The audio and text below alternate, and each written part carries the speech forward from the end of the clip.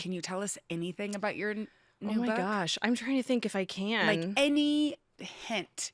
Oh my gosh. I really don't know. I mean, I feel like, what can I say?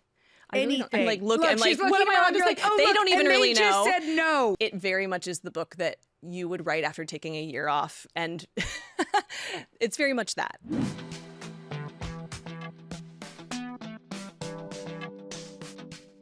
Emily Henry is a superstar in the literary world. She's known for writing funny, relatable love stories, unfolding between characters you'd probably want to be friends with in real life.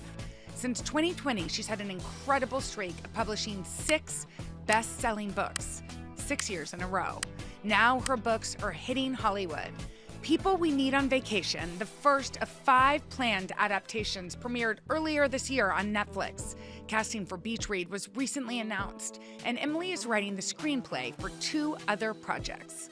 Join me as I catch up with Emily about this exciting new phase for her stories. I'm Jenna Bush-Hager, and this is Open Book.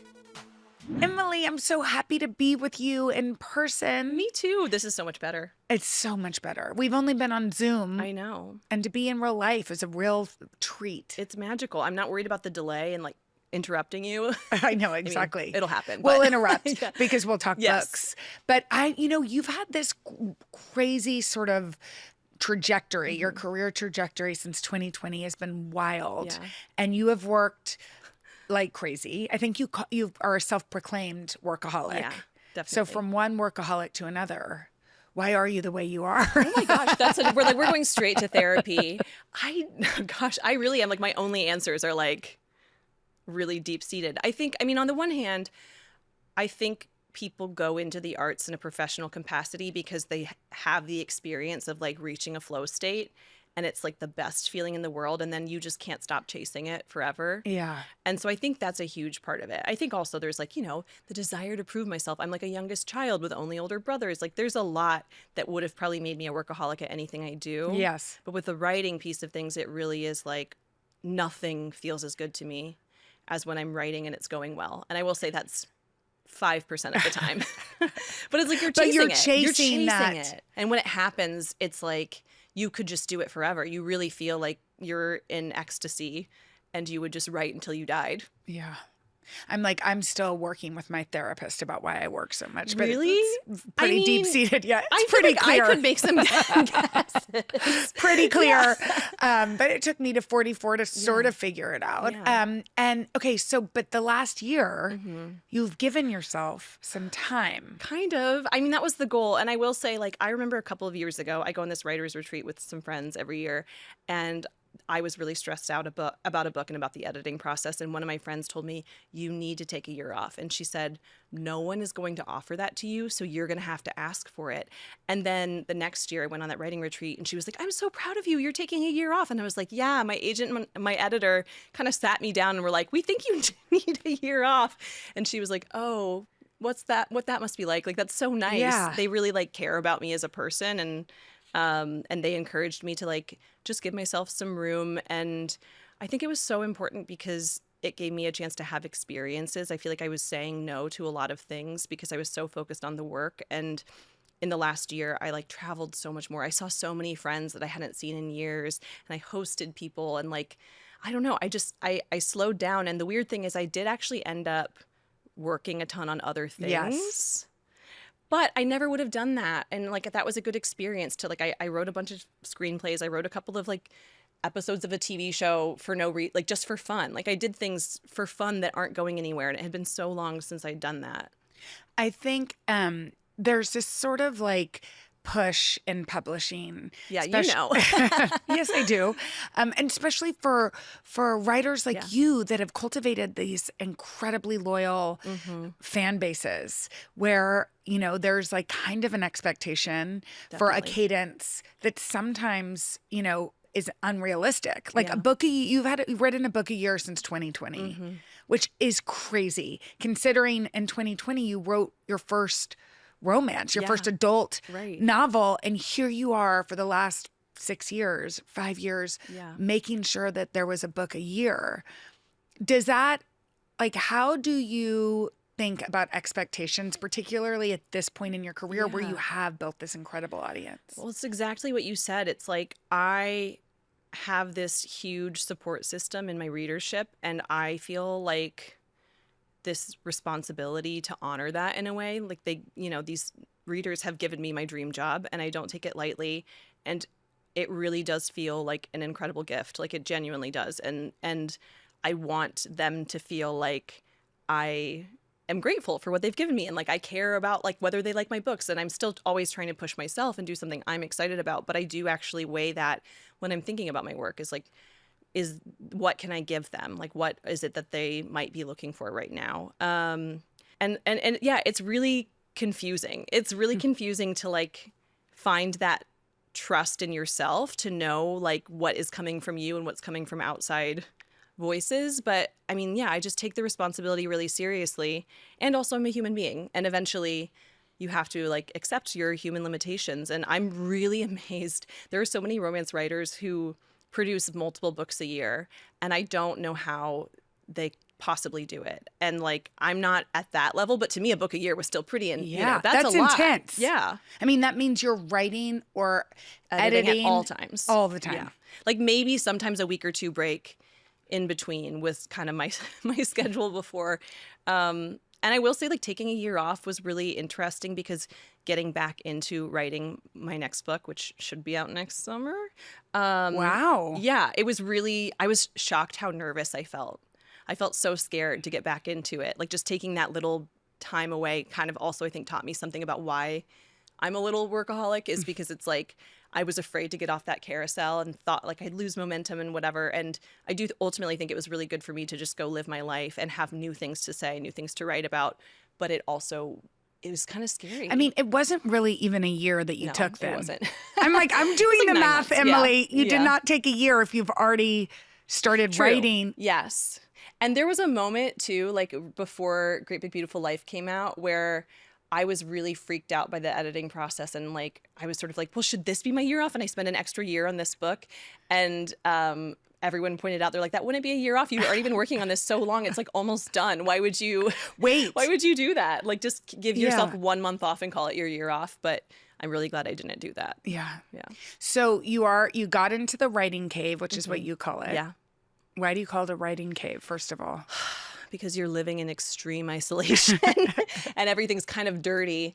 Yeah, I think that is how it feels. It feels like you're in this little tunnel and you can't really see anything beyond your little fire pit and what it catches. And, I do stop watching as much TV. I stop reading as much.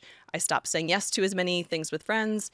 And I really immerse myself in a story especially when I'm doing like a first draft. Now I'm editing, but it's still pretty deep, immersive editing. Mm-hmm. So I don't know. It's like I said, it's like, it sounds probably terrible to a lot of people, but for a lot of writers, this is like the happiest time of your year, is when you are kind of alone with your little world.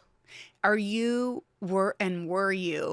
are you introverted? Are you wanting to be sort of with the words? And you don't seem introverted. I don't seem introverted. I love people and I'm loud. And so people always assume that means I'm an extrovert. Yeah. You're like, no, I actually do need to be in a dark, only recharge alone. Yes, exactly. Yeah. So it's like very confusing because I like people so much, but ultimately like I still want my ratio of alone time to people to be like a little bit more alone time. Yes. Me too.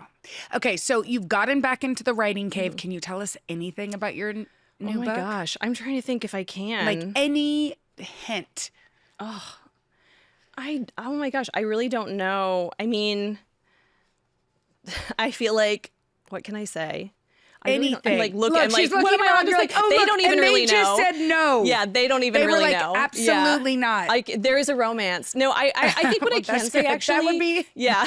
I think that, with Great Big Beautiful Life, I kind of wanted to sidestep a little bit and expand a little bit. And so for this one, this is another one that's a pretty straightforward romantic comedy. And then my hope is that for my next book after that, I'll kind of explore something else a little bit. Still keep a romance, but I'm kind of trying to alternate between exploring new territory and just like serving the readers what I think they've like come to expect. So this one's like very traditional romantic comedy. Oh, I know what I can say. It is not a holiday book, but like it kind of feels like a little bit like my take on The Holiday in a very small way. Ooh. Very small way. No one else will see it. But like for me, Book Lovers was kind of my take on You've Got Mail. And it's like exactly. I can feel it, but I I don't know felt if any, that. Oh, wow, Yeah. that's so great. Yes. Yeah.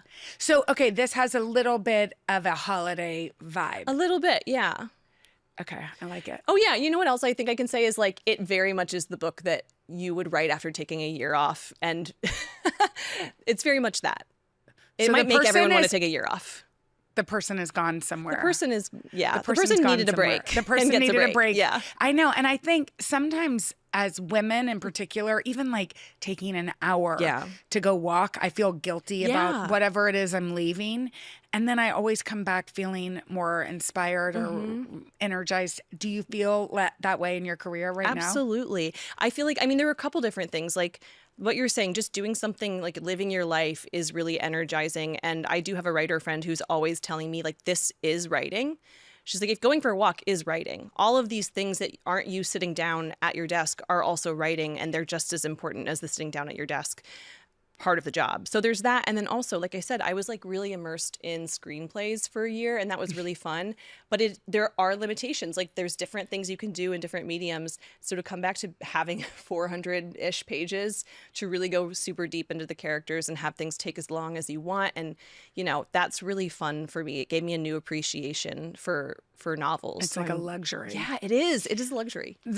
I laughed because you're like, yeah, on my year off, I learned to write screenplays because you are adapting two of your most favorite works, favorite by others, but I'm sure they must be two of your favorites too. I mean, yeah. Which is a huge thing. A lot of writers, you know, it's a big step because it's a different muscle. It's so different. And the whole process is so different. Like when I'm writing a book, I have one, maybe two other voices with me. Like I don't share anything until I have a whole first draft usually. And I'm sharing that with my editor and maybe my agent. And I've been working with them this whole time. And so we really have a shared language, and they always know exactly what I'm trying to do, even when I'm not doing it. Yeah. And so they know how to give me notes and what questions to ask. And we have like a really strong shared vision.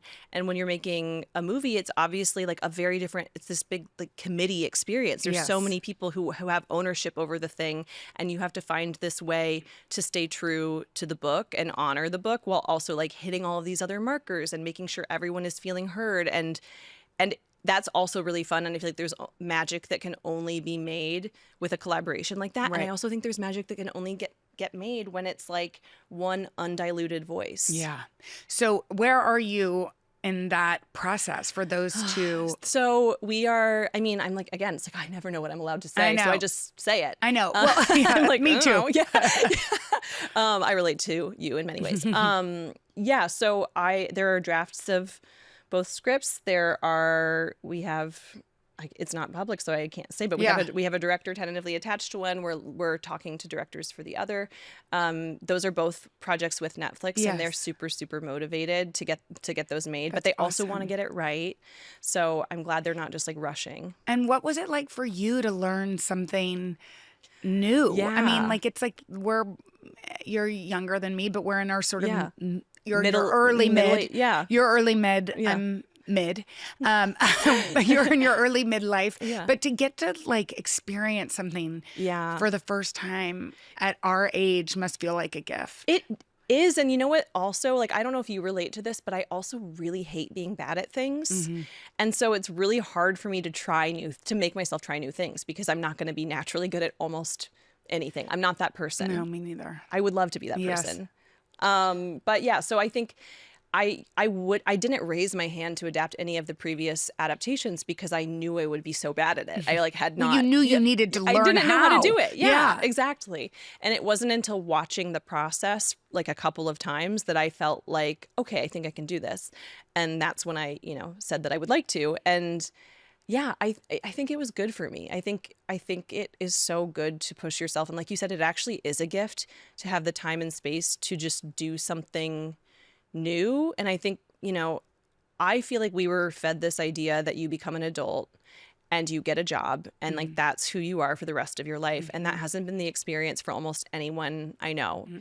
Everyone is like, I have friends who are like going back to school for the third time and who, friends who have left high-powered careers to do things that are like a little bit calmer and like have part-time jobs, and everybody is kind of like figuring it out and being willing to change their path. And that's like the only way I think to be happy is to be willing to change your path. And I think, you know, like I said, it was scary to try something new, but I'm glad that I pushed myself and did it. Yeah.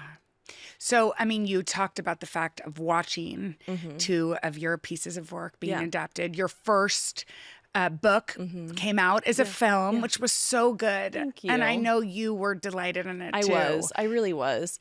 You know, it was such a it's funny being behind the scenes because it's like kind of a harrowing experience in a way, because there are so many steps before it gets to that point. And you read so many different versions of the draft, and you talk and like about you don't even know if it's going to go anywhere. The whole time you're like trying not to get your hopes up, but you're getting hopes up.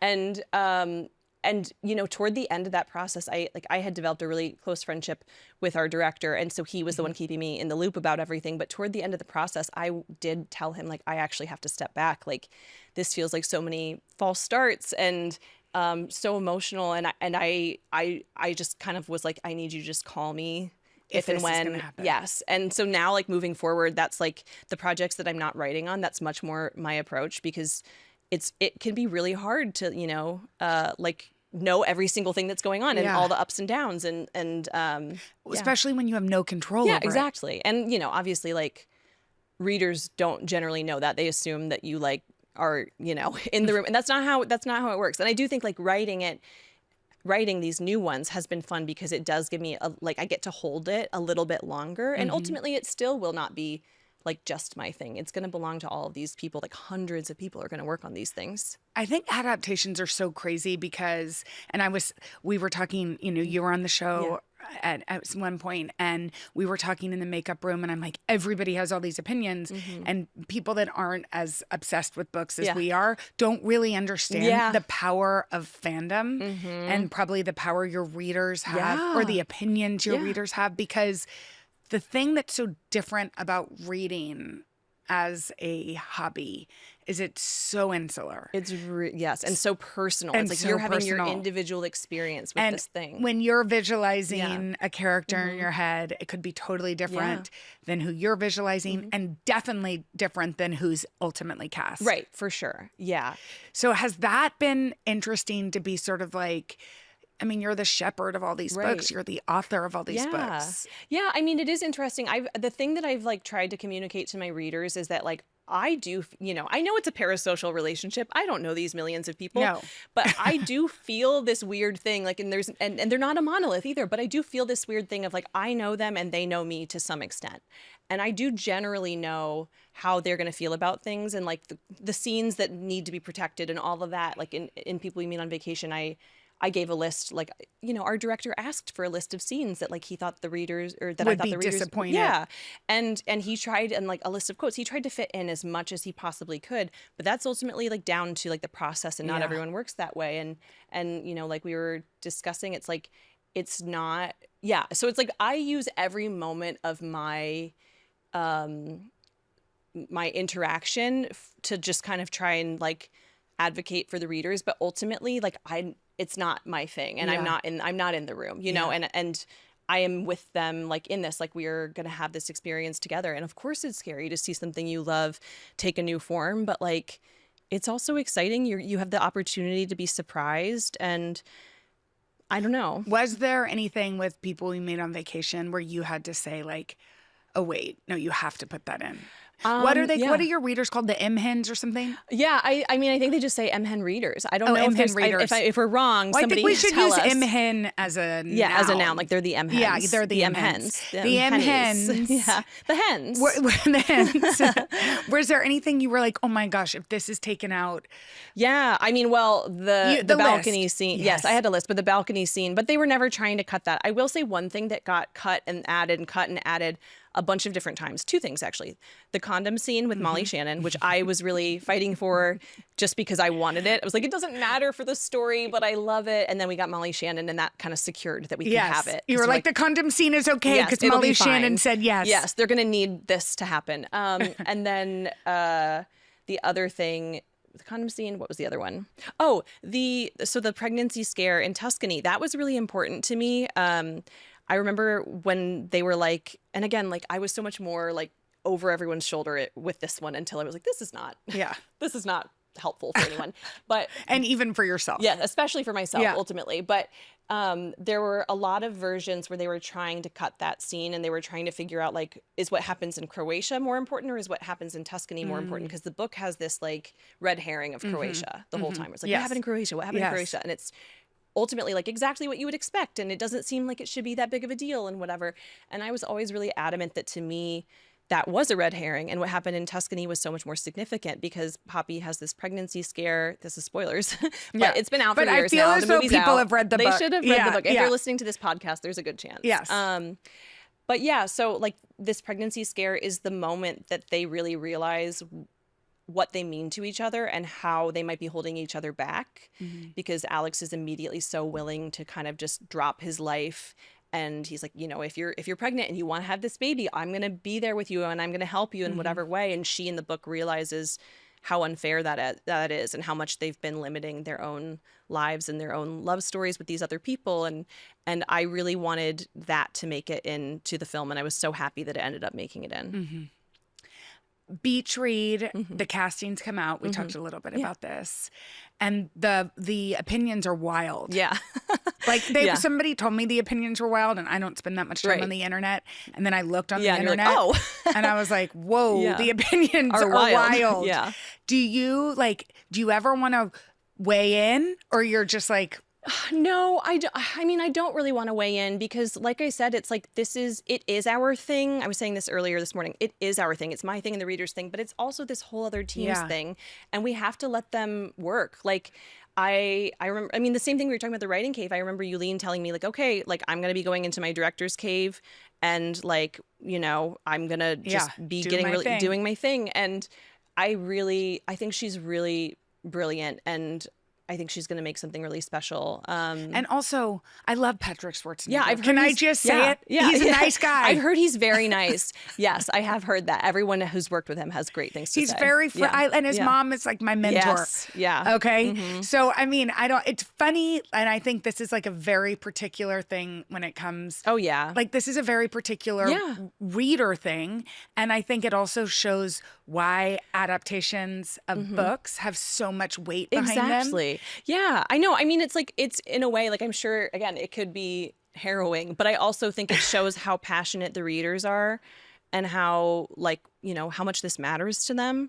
And I do kind of hope that like Hollywood and the larger world starts to understand that the power that these readers do have and that like they will support these stories. And, you know, I think we've seen some movement as far as like women-centered stories in Hollywood, but not as much as you would have expected. Like we were just kind of joking about, I don't know if you watched The Studio, but the episode that kind of mirrored what we did see in real time, which was after Barbie, everybody just buying all these toy property. Like they're like, we're making a Monopoly movie. We're making a like whatever. I mean, we did it on the show. It was like, now Teddy Ruxpin has a movie. I'm not kidding. Yeah. It's so wild. And it was like, how was that the message that we took away and not that like women want something that's like about and for women?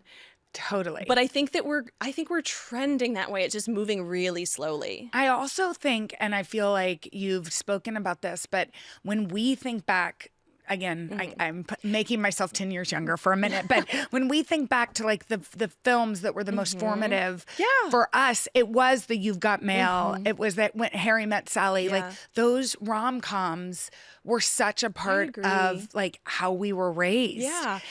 And I also think like what I love all of the rom-coms that followed that too, like the early 2000s. Those ones are very fun, but they're a different thing. Those are a little bit more heightened, a little bit more broad, and I love them. But the thing about the Nora Ephron rom-coms that I love is how grounded they feel. Like they're really just kind of two people talking for 2 hours, but in a really interesting way. And you feel with a great kitchen. Always. Oh yeah, Nancy Meyer's kitchens too. Always can't get enough of those. I'm thinking of the wrong. I'm thinking of Nancy Meyer's. But they both do have the ultimate cozy. It's a different aesthetic, but they're both so cozy, and you want to live inside of them.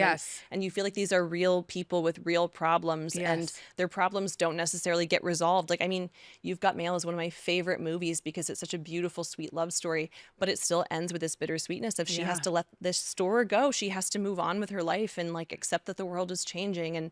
And I would really love, I'm loving that we're starting to get more romance and more rom-coms, but I also am really hoping we'll get some of those more grounded, like I don't know, just rom-coms that just feel like these could just be two people, like hanging out. Well, the best thing is you're making them. We're trying. You're hoping. We're trying. You're really Yeah. hoping, but you're also like learning how to write a screenplay. I'm working on it. But like you were saying, like it's like we have to get people to realize the power of readers. And I think sometimes it feels like people understand that there's like money to be made. And so they're like, okay, so we want to do this because there's money to be made. But they haven't gotten to the point of asking the question of why there's money to be made or what it is that these people are really connecting with. And so there is sometimes this attitude of like, oh, well, they like this thing, so let's give them this other thing that we think is better. Yeah. And it's like, I think they should be stopping to ask, like, what is it? Because, I have so many, like, romance reader friends. And I know you were just talking with Kennedy Ryan recently, who's one of my favorite writers. Yeah. And, like, she is another prime example. People, like, her books are a little bit more drama. Like, there's some comedy in them. But the thing that people are really gravitating toward in those is the character depth. It's the feeling that these women and men are dealing with things that they relate to in their real life. And they're falling in love and they're healing, but they're also, like, going through hard stuff. Yeah. And it's not just sheer escapism. And I think that there's the people who aren't super locked in and engaged don't necessarily know that. Yeah, it's about humanity. It's about humanity. And it's so funny because when I was thinking about the fact that I got to speak with both of you so close together, I realized both of your books have that depth. Yeah, of course they are romances and the tropes that I mean only romance readers are obsessed with, and really understand. Yeah. But the characters are going through things. And I know like at one point somebody was like, but why are your books sad sometimes? Why are they why do they have to be sad? And you're like, well, because this is life. Because this is life. And I also think that there's nothing more moving to me or more profound than seeing what makes life hard right next to what makes life beautiful. And I think in real life, everything's so spread out and you don't have necessarily an aerial view of what's going on. You can just be going through a hard time and you might want to see some purpose in it or some silver lining, but you're not really able to. And I think one of the things that's so magical to me about fiction is you're truncating the experience of life. And you're just distilling it, and someone in 300 pages, 400 pages can have this huge experience, this transformative journey, and feel like they're living kind of like a whole life. And I don't know, you can draw like a narrative connection from one point to another. And for me, I find that to be something that's really helpful in life is to kind of like make a story out of my life and understand where I was going, when I was in those dark places, like what would I not have had if I hadn't gone through that? Not that you always get something, but sometimes you do. Yeah. And it's also knowing that there are like, I mean, now we said 8 million earlier on the show, but I think your book has sold higher, 10 million plus. So I apologize. No, it's because we don't ever know the exact, we're like, we know at least 8 million. I know. Is what we can say. Well, we're going to round it to where we think it 100 million. You've sold 100 million you books. Heard it here first. You've definitely sold close to 10 million books. Yeah. And so that's millions of readers or whatever who probably hundreds of thousands many times, but all of these readers who also feel like they can know themselves through your work or see themselves or feel understood or feel like they're enough. What has that, like, have you taken stock at this point, 6 years in of this part of your career? Because you wrote young adult books. Yeah. Honestly, like I kind of recently, I'm trying to remember, I recently kind of felt it for the first time. I think people tell you those things and it's so easy to not let those good things permeate. Yeah. It's so much easier to feel the bad things in life, I think. But I think the idea that it would make people feel known and understood is enough to keep me going for years. I remember that. I mean, I still have that feeling every once in a while, but I definitely remember that feeling, especially growing up, of reading something and feeling like this person sees this part of me that I didn't know anyone else had in them. Yeah. And it makes life so much less lonely. And I think, like we were saying, for reading, it's really insular. You're just kind of on your own. But you don't feel on your own because you do feel connected when you read something like that. You feel connected to the writer. You feel connected to the other people who love that book. You understand that there's something in your makeup that is aligned with other people, and it feels like a community instantly. So as your paperback publishes, what do you feel like you've heard from readers like in that same vein Yeah. specifically that Yeah. kind of gives you like hope Yeah. in the Yeah. world? I mean, I think one of the things from that one, there's a really central mother-daughter Yeah. relationship, and it's a very loving but complicated relationship. And I have heard from a lot of readers who felt like that mimicked their experience or their experience as a mom of wanting to protect someone so badly and wanting to make sure that they were okay in a way that kind of limited them from being able to fully enjoy who their child actually is. Mm-hmm. You know, I think there's a lot of concern about, like, in the book, it's, Alice and Alice's mom is sort of like, I want you to be okay. I need Yeah. you to be okay. And Alice really wants her to see her specifically Yeah. and be like, I love who you are right now. Yeah. So that's one piece of it. And I also think just the idea of like forgiveness and healing, which, it's not one size fits all. Like, that isn't always an option when you've had a tattered relationship with someone, but there is a lot of it in the book. And I think, when it's possible, it's one of the most significant human experiences you can have. And I feel like we probably need radical Yeah. forgiveness in Yeah. our I think so. society. Yeah. Yeah. I think everyone, and it's like, it's also a gift to yourself to be Yeah. able to forgive other people. Yeah. I remember when we talked several years ago, part of what we talked about was like the new romance, like how, Yeah. or beach read even, and like how you've sort of taken back that term, which, Yeah. there could have at some point people thought of it as like a lesser, Right. and what has that been like for you now with like, I guess that was several years ago, but Yeah. now you've had all of this work published, you have movies made, movies being made. It's so interesting because it's like you're so immersed in the book world too. You're a huge reader. You've got your publishing house. I think people who are within publishing understand the power of romance from an artistic standpoint and from just like a commerce standpoint. Yes. And for a while, I think I was so insulated that I really thought, oh, we're past that. Like, there's no stigma. Everyone understands the value of this work and respects it. And even just sidestepping a little bit to the Hollywood side of things, realizing like, oh, there's still so much that people don't know about this genre and like why people connect with it and why it matters to us and how a lot of us see it.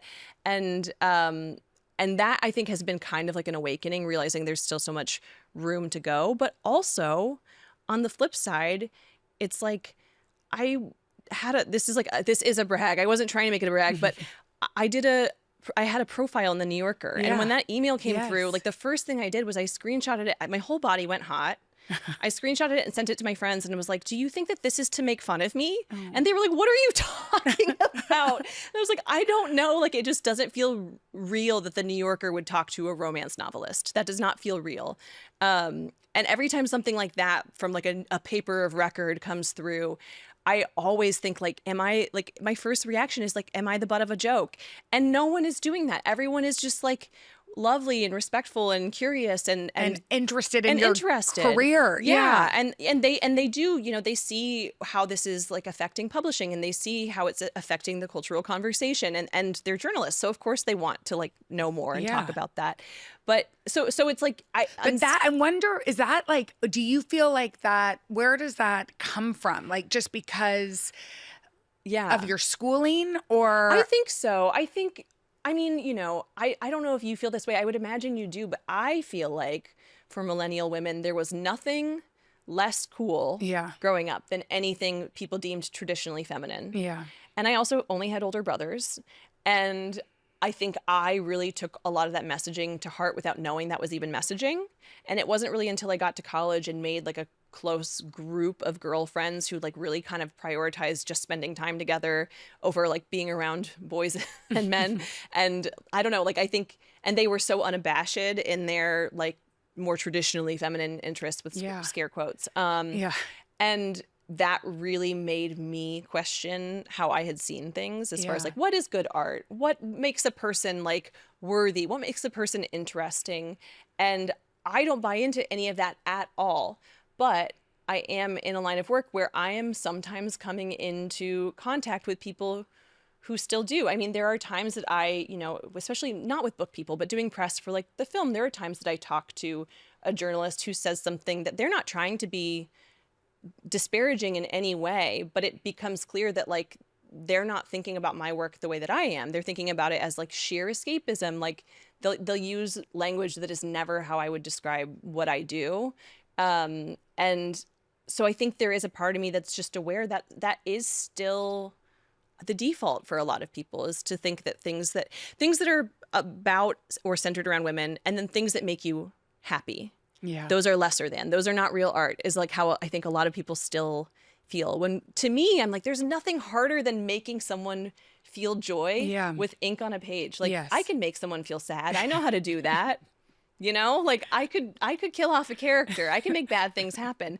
But to make someone feel joy or to feel feelings of love when they're basically just in their brain hallucinating is like pretty much a magic trick to me. Yeah. And also like joy and escape in a time where is a lot little of pain. Yeah. When we're inundated with sort of the opposite, feels like a gift. It's a medicine. Yeah. I think, it's like, I am not a person who thinks that art has one purpose. I think art is to educate. I think it's to entertain. I think it's to challenge. I think it's to comfort. I think art is like, I don't know, it's like anything. It's like food. Like there's a lot of different ways to approach food, a lot of different reasons that you might eat food. Yeah. And yeah, I don't think that art is supposed to be one kind of thing. I think it's just sort of a microcosm of like being a human on the planet.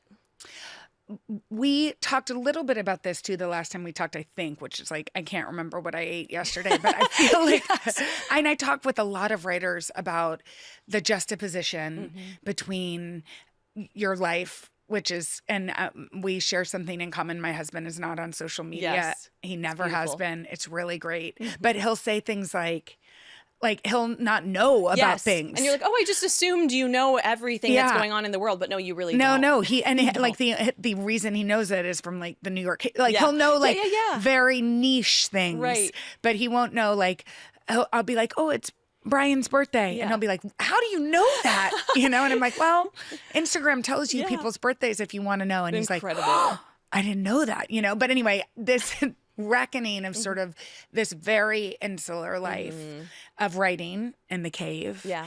And this, which is like doing a podcast and going to movie premieres, which is new for you. Yeah. Terrifying. How have you reckoned that?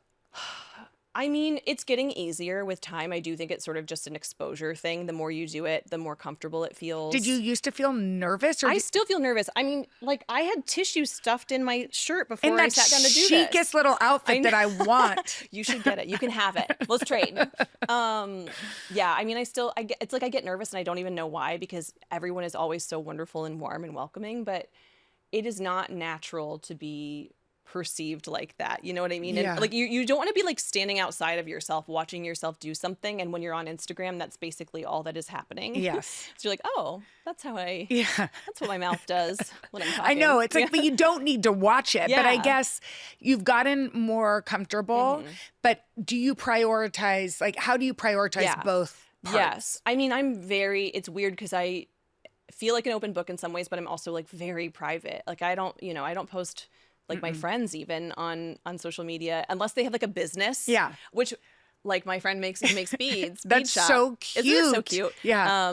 I'm obsessed with her stuff. But so it's like if they have a business account, I'll be like, like, if here's you're my trying friend. to help them. Yes. But also just actually love the beads. Yeah. And like celebrate their successes, or like my writer friends, I'll post about their Kennedy, like obviously. But in general, it's like my friends aren't even that private. I think they'd be okay with it, but it feels really important to me to have a life that is just a life. And I have a lot of really close writer friends who I love and adore, but I also like that I have a lot of friends who are just in other random businesses, because it's like I can go months without talking about work with them. And that's, I don't know, I think that's kind of special. Well, and it's also like, I don't want to sit around and talk. I've like worked full days. I don't want to then go and like rehash talk it. more about work. I'm like, can we talk about other things, please? So I totally understand that. Let's talk about romance readers and tropes. Yes. Because I I told you this too. I feel as though like I didn't realize how big tropes were and how people can feel like they have one. And I realized what mine is. What is yours? I and this is very controversial because I feel like this is not most people's, but I like a love triangle. Oh, it's because you like I was drama. like the kind of fat, yes, and I was like the fat little kid that never was in a love Oh triangle. my gosh, you're you like, know? what if people were competing? What if one was a werewolf and one was a vampire? Yes. Yeah. And they both were competing Yeah. against me for my love. Like, I think I liked that type Totally. of... didn't like. I Right. longed for Longed that for type it. of attention. I think I like it more as a reader and a viewer than I haven't written one because it terrifies me because it's like It's hard. It's hard because you have to really commit to both options, and that's a hard thing to do. It like if you favor one, It's then clear. what's the point? Yeah, what's the point of writing exactly. it? And Yeah. like, I mean, did we learn nothing We from learned- the summer I turned pretty? No, My daughters I were like, know. "Ugh," about one of them. I can't because remember they now. had him like cheat on her, and then it was like, Yes. well, okay, is that like now we just know? Yeah, right? it's not a Right? love triangle Yeah. anymore. It's very, or if it Yeah. is, it's not. Right. I can't remember. Yeah, it's not isosceles Exactly. or yeah. Exactly. It's not perfect. Yeah, it's we like don't know about more that kind of shaped thing. like this. Yeah. We're not into We're math. not expected for But it to so, but anyway, so I didn't realize how Yeah. kind of personal and precious the tropes were until I spent some time on Book Talk. Yeah. But one of the things you've said, which I think makes total sense, is like the reason I'm into the love triangle is because that's what I always wish I had Yeah. in real life. Yeah. And so you say that some of these are just based on Yeah. life. Yeah, and I think also the other thing, okay, I have a lot of thoughts about I wanna tropes. hear- I tell have a me lot all of of thoughts them. about tropes. They basically can be boiled down to this. I think tropes exist in fiction because they actually do play out in real life. I probably told you this, but I even have a friend who went on a trip with she's a straight woman who went on a trip with a straight male friend, Yes. and they did wind up having to share a hotel bed Yes. at one point. It Yes. did not turn to love. It was the end of the trip, and I think they were both ready to go home. But that stuff happens. Yes. And when it happens in real life, it pings something in your brain where you're like, what a strange and fascinating situation to find yourself in. So I think that's why tropes made their way into fiction.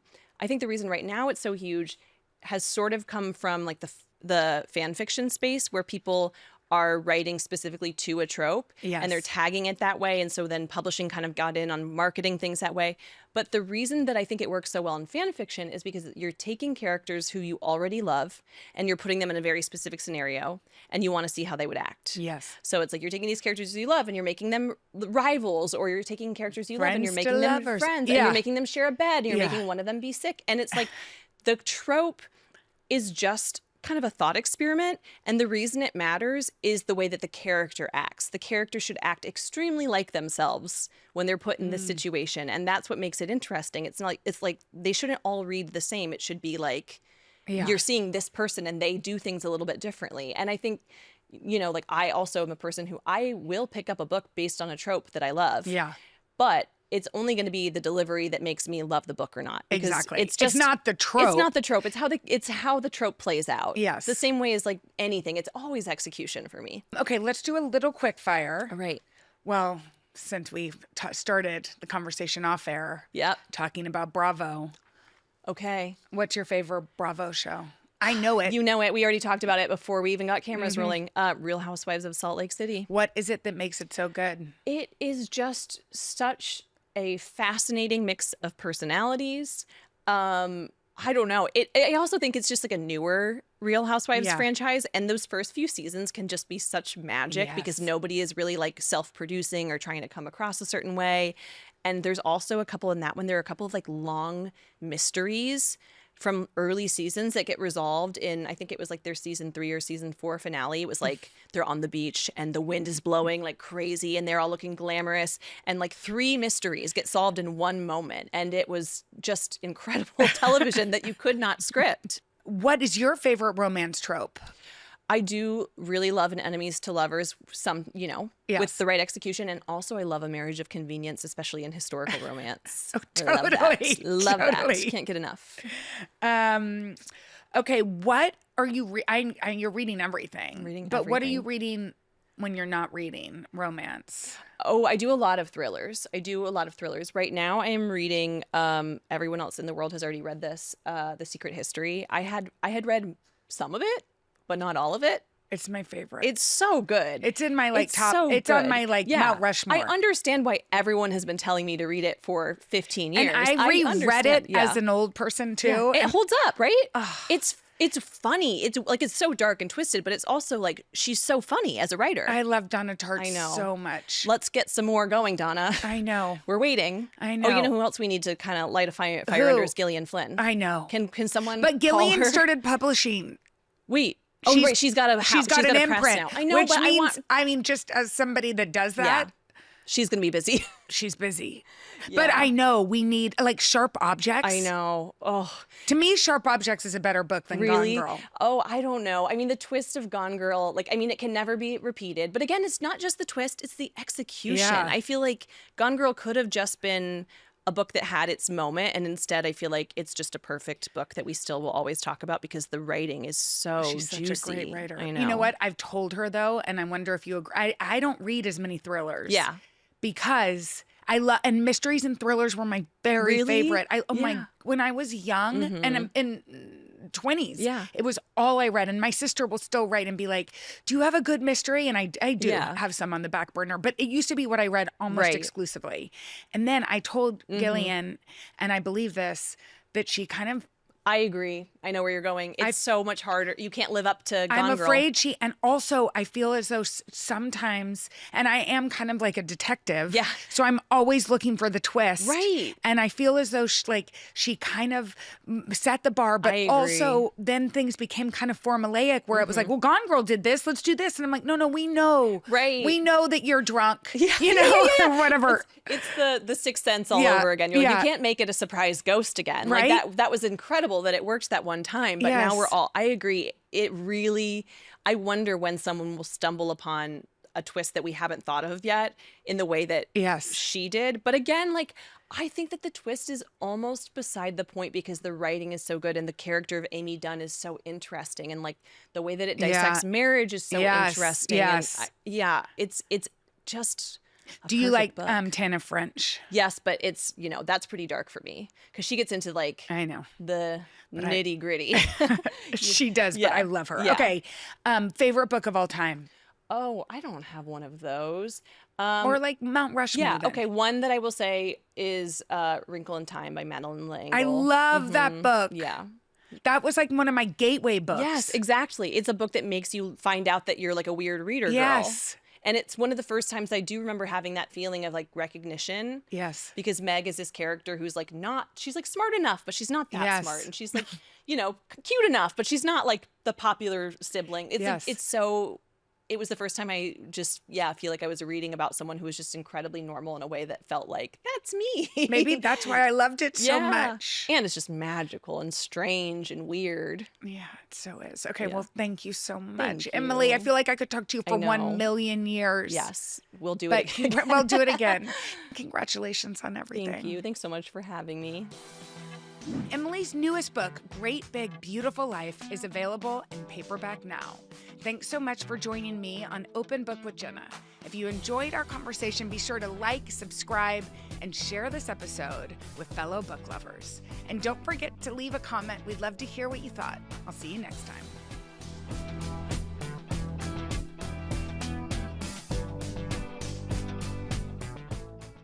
Hey, thanks for watching. And don't forget, you can catch the Today Show every morning on NBC or take Today when you're on the go. Just follow the Today podcast on Apple Podcasts, Spotify, or wherever you listen.